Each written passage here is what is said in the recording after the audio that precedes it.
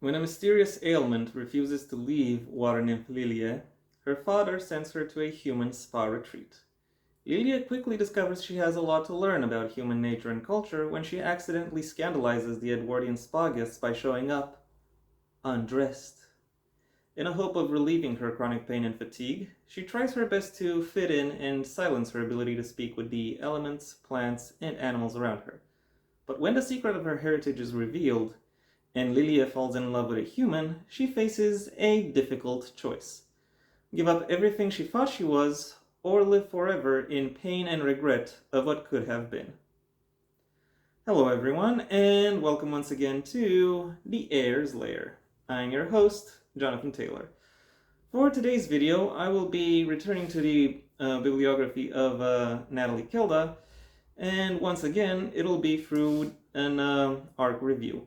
Unlike the previous time, however, where the arc was connected to her surprisingly broad Inner Universe series, this time I am looking at I'm looking at a story that is completely disconnected from that series. A short standalone called, I'll also show it to you, Reflections of Lilje Damselfly. By the way, I have to say, this is a great cover. It's busy, but it's not muddy. Like, you can tell what's going on and what all the various parts are made of. So, to that end, I have to say my congratulations to your cover artist, Ms. Kilda. Their work distinguishes itself on its own. Okay. Normally, this would be the part of the review where I would talk about any stylistic similarities between this book and the rest of her bibliography.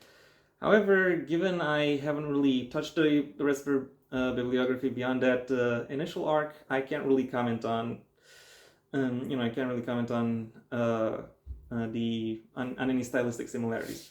I can, however, say that even if this book does have some stylistic similarities, it does plenty of its own, plenty of things on its own in order to distinguish itself within that, within this bibliography. Before I get too deep into that, I should first share with you the summary of my impressions. And my impressions of this book can quite accurately be summarized by by how impressed I am with the description it uses. Because this book very much has the best usage of description that I have, I think, ever encountered while reading. Given it describes, given the wealth of details it utilizes in order to describe the natural world, the characters within it, as well as the various locations, and how it plays with the impressions it creates, allows for a very naturalistic and immersive presentation that is bound to give every potential reader something to soak up and explore.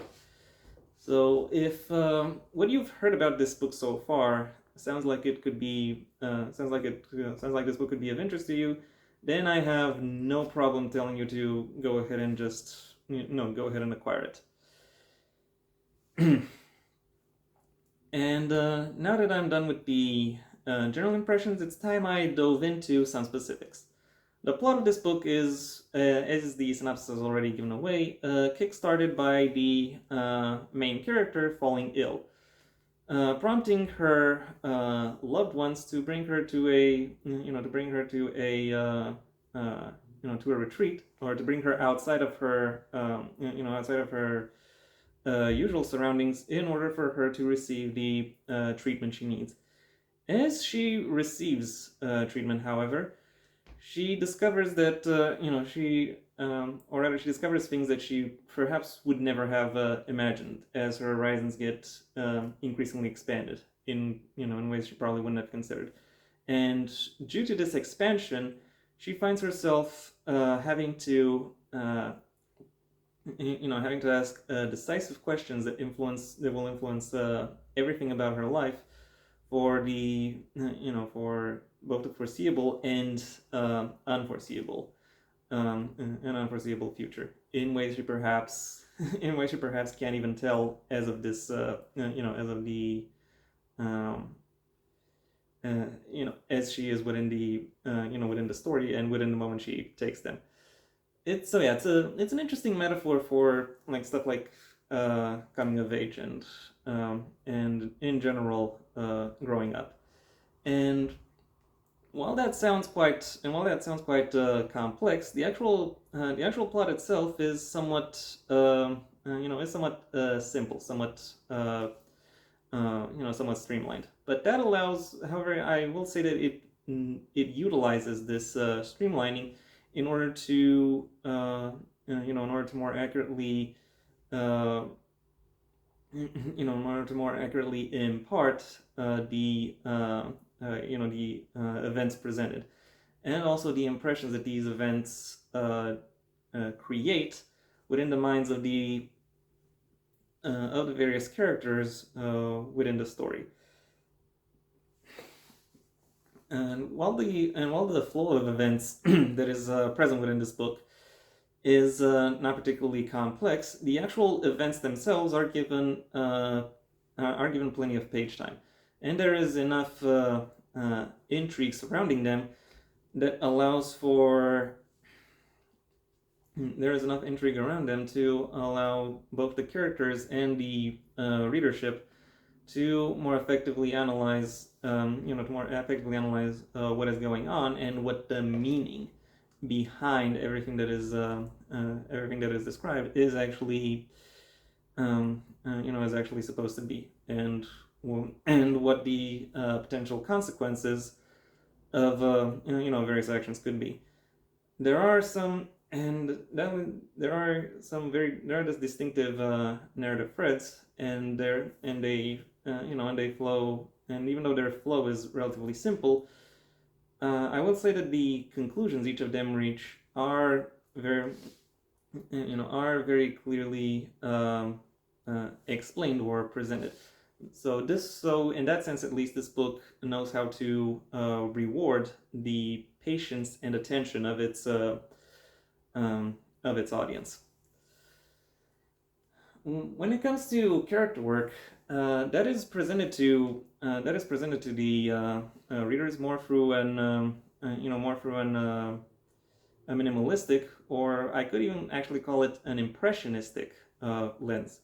Given that this book is told from its titular character's perspective, it is obviously she who gets the most when it comes to descriptions and definition in terms of how it is that how she sees the world, and how she interacts with it. Her development per se is somewhat subtle, somewhat more small scale throughout most of the book, but that is primarily due to her condition. Once her condition improves and she is able to become more proactive, she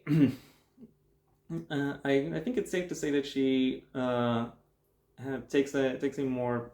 she utilizes that opportunity to take a more active role within her own development, and the choices, and fully utilize the choices and opportunities that are opened up through that from her well-being improving. When it comes to the other characters, they're more or less presented through her, primarily through her perspective, and that actually allows Natalie to do something quite creative, in that she is able to use the impressions these characters have on Lilje in order to convey,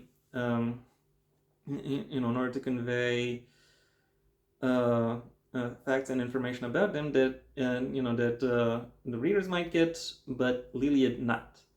It's an interesting little piece of interplay that occurs between audience and between audience and text.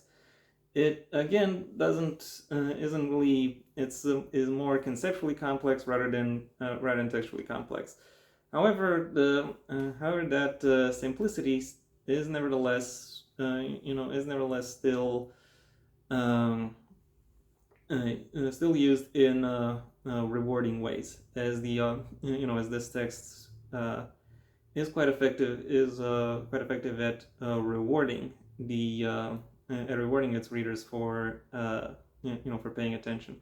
And given that these given that the character profiles that are presented are nevertheless still simple and interesting enough to parse through, either when it comes to the profiles themselves or in their presentation. Where this book does go complex, however, is in the world building. While other aspects that I typically analyze are assisted by the lush descriptions, the world building is very much made by them. All of the depictions of the bountiful nature, which Lilje calls home, which are then contrasted with the various other locations, as well as the presentations of the various characters or various beings in general, and how that contrasts and how Lilje contrasts, and how that is contrasted within Lilje's experiences herself, makes for an interesting blend that is presented, and the overall depth of imagery that gets showcased in terms of how these various elements come to life, makes for a very intriguing, very enrapturing presentation of the setting. And it is not done, and it is not just front loading with a lot of description and detail that that really makes people kind of lost in the shuffle. Rather, it is a very deliberate presentation that works in various elements, piece by piece and morsel by morsel, very effectively integrating what new presentations with what is already in play, and that allows the readers to to quite effectively build an idea, an image of these various locations and of the bountiful opportunities within them on their own. This is very much purple prose done right, where there is a wealth of descriptions and depictions. However, that wealth is presented at the proper pace that allows quite eloquently allows the audience to fully delve into what is being described at their own pace and to their own desires. Overall, while I find some aspects of the book can constitute missteps, they are in general quite small, and the strong suits of this book do quite a lot to overcome any of these perceived shortcomings. So, to that end, my final rating for Reflections of Lilje Damselfly is a 4 out of 5. And that was my review. Thank you for your attention. If you enjoyed it, well then please like the video, maybe even share it wherever you think other people will also like the video. If there is anything you'd like to add, either to the book itself or to my review of it, that's what the comment section is for. And if you want to see when my next video gets released, well then please subscribe, and ideally also ring the bell or do whatever else YouTube will ask of you in order to keep you notified. My books, the first of my own Heir to the Empire series, The Next Generation and The Path Not Taken, are available at various book retailers under their respective master links in the description down below, right past my social media links, which I also suggest you check out should you choose to. I also have a second channel where you can hear me talk about whatever crosses my mind, from from gameplay to philosophical commentary. But most of the time I talk about narrative analyses of works outside of the printed word medium. So if that interests you, go ahead and check it out. If you want to hear more about my thoughts on the printed word medium, then I suggest you stay on this channel and go through my extensive backlog of book reviews, rank advice, and miscellaneous connected topics. If none of what I said interests you, then I suggest you go ahead and do whatever you want the rest of your day, because it is your day after all. And yeah, that was it from me. So until next time, I am Jonathan Taylor, and this has been the Heir's Lair.